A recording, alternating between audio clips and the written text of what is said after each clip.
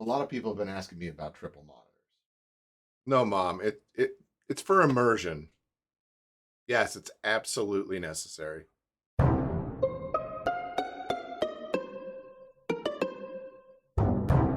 This is the SimLab Quad Monitor mount. That's right. Triples wasn't enough. We're going for quads. Okay, here we have the SimLab Quad Mount Monitor box, as you can see on the label. I did pick this up at Micro Center. Just full disclosure, I paid for this with my own money. This is not an endorsement or a paid advertisement for them. It's just a product that I wanted. So we're going to start off. I will say I did pre-open and look in the box. That's why my HDMI cable was there. Just because I wanted to make sure everything was there before I drove an hour and a half home from Micro Center. Great store, just I wish there was one a little closer.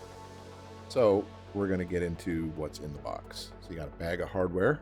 That should have everything you need from your angle brackets and screws and your T-channel stuff to bolt everything down.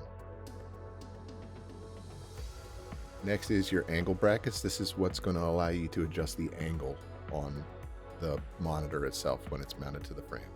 And this is the TV or monitor mount. There are a bunch of different hole patterns on it so that you can make it fit to whichever TV you have or monitor. Then you have a wider piece of aluminum profile. This is the cross member that the TV mount bolts onto. And then you have 4 thinner 40/40 aluminum profile channels in the box.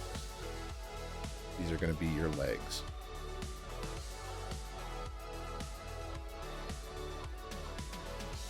All right, so I'm not going to talk a whole lot more, but we will just go ahead and get into the building of the mount.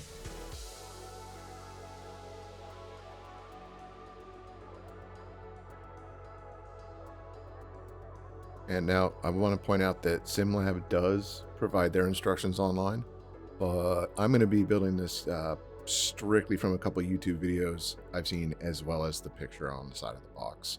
So we'll see how that goes.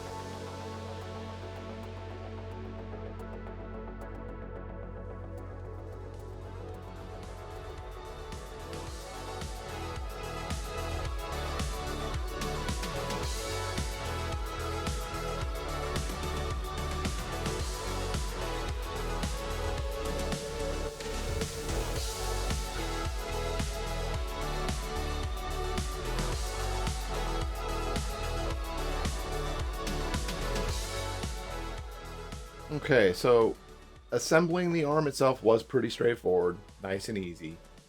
Physically mounting the bracket to the P1X monitor mount was easy.